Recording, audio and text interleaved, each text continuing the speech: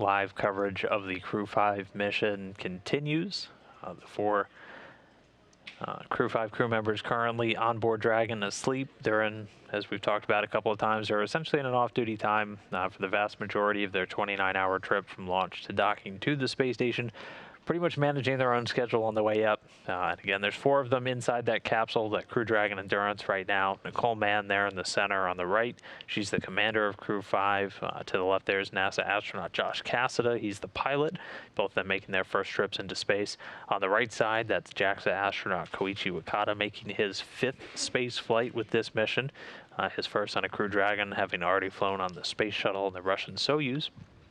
And then on the left there is Russian cosmonaut Anna Kikina, also making her first trip into space. So 3 first-time flyers, 1 very well-seasoned veteran on this Crew-5 mission, currently making its way to the space station. So as of right now, we're a little under 8 hours. We're at 7 hours, 45 minutes, 21 seconds and counting since launch. And we've still got a bit of a ways to go. We're less than 24 hours from docking at this point, but we still have a lot of the different phasing burns, or really firings of those engines on Dragon to catch up with the International Space Station. So we've already executed that first one, the first major phase burn, which kind of kicks everything off. That happens in the first hour of launch. That was done successfully. The next major maneuver is going to be that boost burn. That's going to do a big push to really raise up the Dragon's orbit. That'll be a little under a 9-minute firing of those Draco boosters on the outside of the capsule to gradually raise us up until we're only about 10 kilometers beneath the station. And then we're going to do a burn called the closed co-elliptic to really circularize our orbit. And this graphic is all relative positioning to space station. So you've got space station in the top left corner there. Those dotted lines represent an altitude beneath the station. And again, this is not drawn perfectly to scale, but we'll get through that closed co-elliptic burn. We'll do another one called the transfer burn. That'll put us up on an orbit just about 2.5 kilometers below the station, so a lot closer. We do that final co-elliptic burn, again, just to circularize things, and that's when the action really starts to pick up. We'll get into integrated operations. The crew by that point will be awake. They'll put their SpaceX suits back on. They'll get into their seats. We'll typically do a round of leak checks. So the crew will get suited up. We'll head into integrated operations where the team here in Houston, working in stepwise fashion with the team out there in Hawthorne and MCCX, overseeing the flight of Dragon, while the team here in Houston oversees the integrated operations as we bring Dragon closer and closer in to the space station. We'll execute that approach initiation maneuver. That'll move us in closer, and then we'll start stepping through what are known as the waypoints. So these are pre-positioned areas around the station where Dragon can either hold if we need to, or if everything looks good, we'll just continue to fly through them. So waypoint 0, 400 meters below. Waypoint 1 is going to be about 220 meters just in front of the space station. So we're going to the node 2 forward. So this is actually a view from Crew 1. So this is a little bit different than what we'll see, but this gives you an idea of what it's like to actually fly up to the space station. So in this instance, this is a Dragon approaching the zenith of the space-facing port. That's why you can see the Earth passing beneath the station, and you can see a Dragon actually docked still to that forward port. So where you see a Dragon dock, that's where Crew-5's headed. There's currently the Crew-4 Dragon, Dragon Freedom, is docked to the zenith port. So they did essentially what we're watching right now. This is a replay, though, from the Crew-1 mission. But once they get onto what's known as the docking axis, that's essentially right in front of your docking port. And for Crew-5, it's going to be 220 meters in front of the Node 2 forward port. They can pause, or they'll pass right through. If we get the go from the team in Houston, that'll move them inside the keep out sphere, eventually moving until we get to waypoint 2. That one we will pause, and that's where we do our final go, no go for docking. So that's just final checks. Everybody on the SpaceX side and the NASA side, the international partners operating the space station, all confirm they're ready for the station to receive Dragon, and everything on Dragon systems look good. And then it automatically does that final fly-in from just 20 meters away, ultimately linking up with the station in that Node 2 forward port. And then we step into all of the usual hatch operations. That takes a couple of hours to pressurize the vestibule that's spaced between the two hatches. We have one of the crew members on station, who in this case is going to be Kjell Lindgren, is going to be leading the hatch operations on the station side. And then we'll have the crew, 5 astronauts on board. We're going to have 11 crew members on the space station for a short period of time. But once Dragon does arrive, we'll get to a grand total of 5 vehicles docked to the space station. As mentioned, we'll have 2 Dragons. We'll have Endurance on the forward port, right as you can see it now added there. Crew Dragon 4, Dragon Freedom, still docked at that zenith port. It'll stay there until next week. And then we have 2 Russian Progress vehicles delivering cargo to the Russian segment, along with Soyuz MS-22, which just a couple of weeks ago delivered 3 of the newest crew members on board, including NASA astronaut Frank Rubio, also making his first flight into space. Go for Dragon. Hey, Nicole, just checking in. You've got a new shift down here in Hawthorne to get through docking today. No major changes to your timeline. We see you about 2 kilometers below the station and 30 kilometers behind, but catching up fast with the approach U-burn in just about 6 minutes now.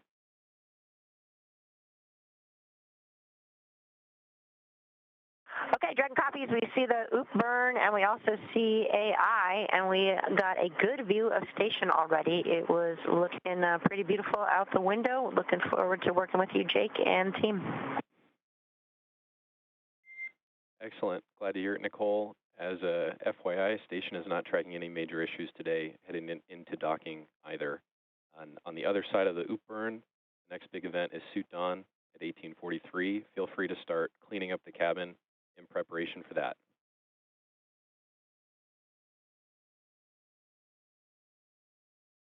Sounds like a good plan. We're going to change into comfort garments, so if you could go external on cameras. Stand by 1. And there it is. There's the International Space Station as seen from Dragon. As it approaches, we'll continue to see this grow larger and larger in the frame of view. And in this view here of the International Space Station, you can make out the solar arrays. Those are those pieces on either side. Now, right now, Dragon is getting its power from its own solar arrays that are found on the trunk of the vehicle. But once it does dock to space station, some umbilicals will be hooked up, which will provide power from the space station. So at that point, Dragon will be configured to be receiving its power from the space station. And it looks like that is a view from station of Dragon. So there we can see planet Earth rotating as Dragon catches up to the space station. As I mentioned before, I love views like this because it kind of shows just how grand all the operations are. As we've said multiple times, everything is very controlled and choreographed, and it's pretty cool to see Dragon just get closer and closer. We saw the crew in their seats earlier, all strapped in with their suits on. But as I mentioned before, I would personally just want to have my face against the window the whole time, just looking out. There we can see that the nose cone has been deployed. We did that several minutes after liftoff. I think it was around T plus 12 minutes or so. And we do that once Dragon has already passed through the atmosphere of Earth, when it's in, then once it gets into the vacuum of space.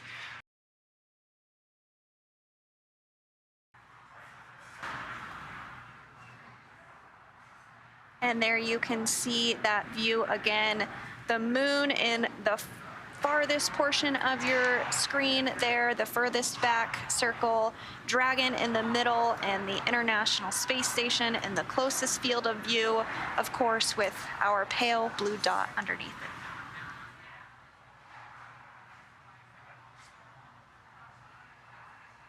The station and Crew Dragon are traveling at 17,000 miles per hour, 17,500 miles per hour. around planet Earth. So while it looks like Earth is rotating slowly, it's actually going pretty quick. The station is roughly 250 miles above Earth. You can think of that as the distance from Los Angeles to San Francisco, or perhaps from Kennedy Space Center to Miami, depending on which frame of reference relates most to you.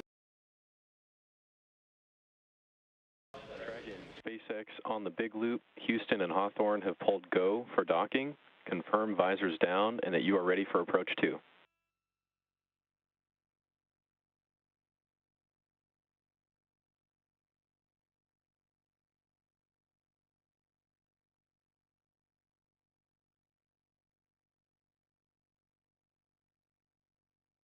SpaceX Crew-5, all visors are down. We are ready for approach 2.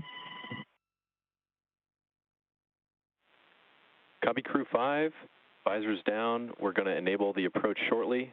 As a reminder, once Dragon is inside the crew hands-off point, retreat and breakout are not permitted. Copy. Station Houston on the big loop. Dragon is resuming approach and is go for docking. Monitor per steps 5 and 6 in 1.102 Dragon approach and retreat monitoring.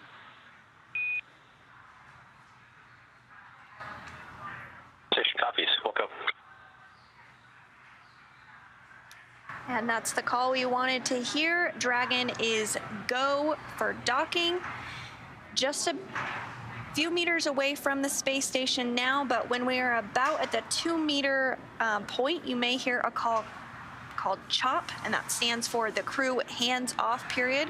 While everything has been done autonomously today so far, when we do hear that call CHOP, it means that any re-rendezvous would need to be done automatically through Dragon, and the crew would not be initiating any of that. We are 16 meters away from the International Space Station. On the left is Crew Dragon Endurance coming in for docking. On the top right with its nose cone deployed is the Crew Dragon Freedom that is currently docked to the International Space Station and is the vehicle that Crew 4 will return home on.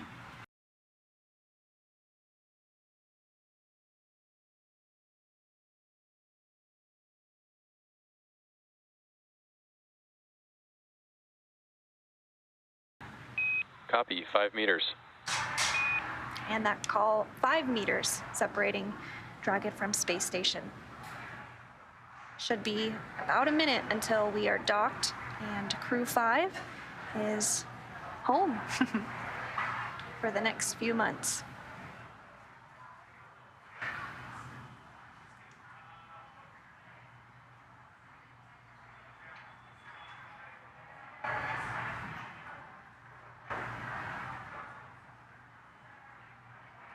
Should hear that call for CHOP here momentarily. 2 meters, CHOP. And there it was. Copy, 2 meters.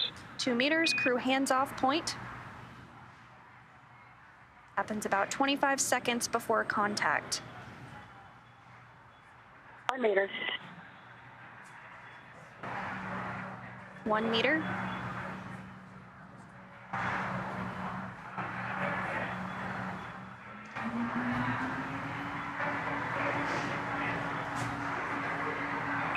Dragon, SpaceX on the big loop, contact and soft capture complete. Attenuation in progress. And contact confirmed. Dragon made contact with the International Space Station at 2:01 p.m. Pacific, just off the west coast of Africa.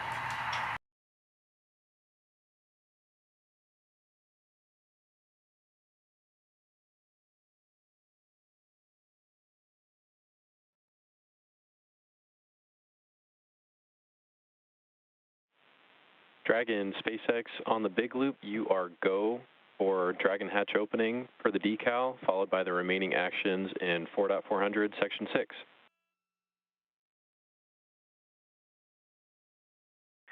Dragon copies, we're opening the forward hatch and finishing up section 6.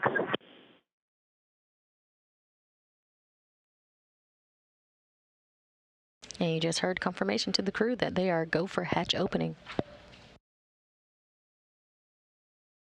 That hatch we've been waiting for is now open since docking at 4:01 p.m. Central Time, 5:01 p.m. Eastern Time. Hatch opening taking place at 5:49 p.m. Central, 6:49 p.m. Eastern Time. All smiles on the International Space Station as they eagerly await the ingress of Crew-5.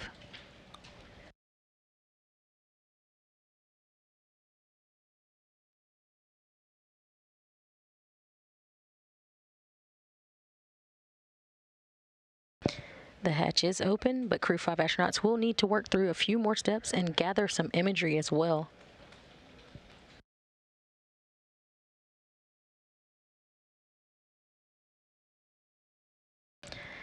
The crew inside of Dragon Endurance are installing some IMV ducting, mixing the air of the space station environment with the air inside of Crew Dragon Endurance.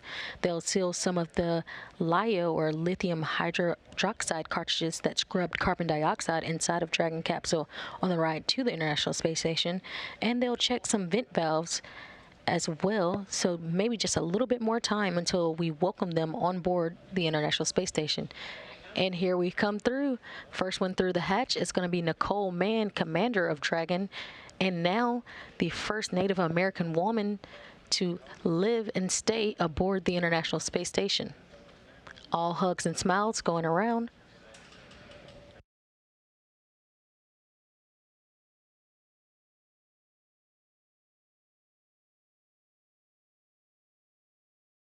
Next one through the hatch is Josh Cassada, the pilot of Dragon. He's getting his welcome and hellos from the crew aboard International Space Station. And we see right now, right past Nicole Mann's hair, is Koichi Wakata of JAXA coming through the hatch. And last but not least, Anna Kikina of Roscosmos just entered the International Space Station, and Crew-5 is officially ingressed from Dragon Endurance into their home for the next 6 months, the International Space Station.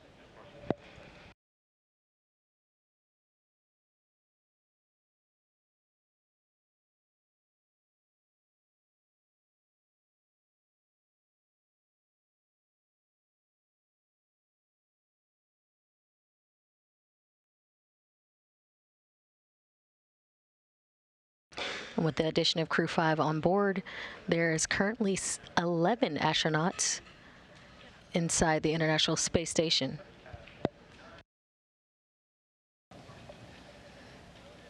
And station, this is Houston. Are you ready for the event? And Houston, this is station. We are ready for the event. And Samantha, we'll let you kick it off. Fantastic. It's been an honor and a pleasure today to welcome on board Crew-5 on board on Crew Dragon Endurance. It's just fantastic to finally have you guys on board. And this is a very special crew. Because it's the first time that we have a Russian cosmonaut flying on a Crew Dragon. So a very special welcome to Anna, who broke the ice on this crew swap that is so important for the resilience and the robustness of our operations on space station. It's also the third time that ISS has the pleasure of welcoming Koichi on board. So welcome back to your home in space, Koichi. And this is also a special flight because Duke and Josh are the very last 8 balls to make it to space. And so to celebrate this, we have a special gift.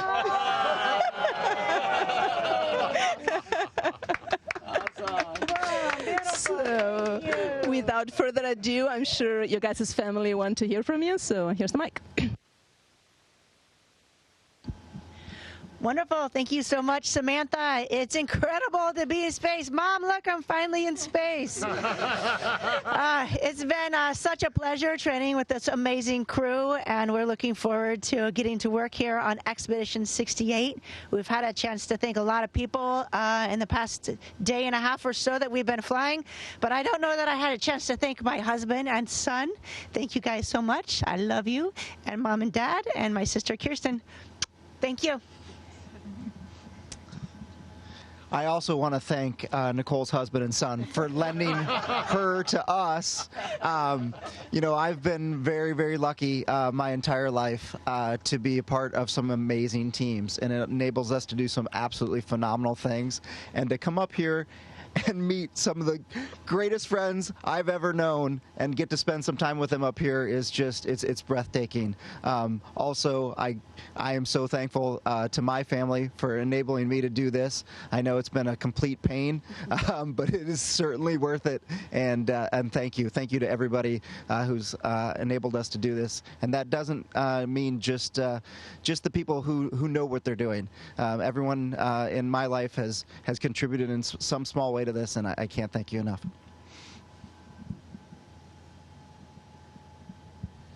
Samantha, thank you for the warm introduction, and it's great to be back in Sergey, and this is like coming back to a home away from home for me, and I really appreciate my family's support for me to be able to do this. And I also like to thank everyone who supports the International Space Station Program, SpaceX, NASA, Roscosmos, CSA, European Space Agency, and of course my home agency, JAXA. I really appreciate all the help you provided to make this up, and I cannot wait to work with this wonderful crew on Expedition 68. Yes, we overflow with emotions, with feelings, with glad. And really glad to share that time with the guys on the station. I really happy share my time with that people and with everybody who with us, who did a lot of job for existing all of that, and for all people who just glad in with us, glad for us. Sharing with us your feelings. It's super for people. Теперь по-русски. Я очень рада. I'm so very happy. Я очень рада, что я здесь, на I'm самом extremely деле. happy that I'm Я here, скажу по-русски, really. что много людей I'd like to say in Russian, a lot of people are working hard and will keep working hard to make sure that everything, this our common manned space exploration will continue to exist, to develop further. We're here and we're living proof of it. You see, I was given flowers. This is so wonderful to have international friends and these communications here and on the ground. This is wonderful. And of course, my big hello to everybody on Earth, and to my family, to my husband, Angelina, my mom, my brothers, to everybody who was able to come and support me at the launch site. It was a miracle that you managed to actually make it to the launch site. And here you see this toy is a symbol of my city, Novosibirsk. His name is Gorodovichok. So, guys, everything is super. And your families are awesome. And thank you also from our side for all you guys' support. And Crew-5, welcome to Expedition 68. And that concludes the event. Thank you, station. We are now resuming operational audio communications.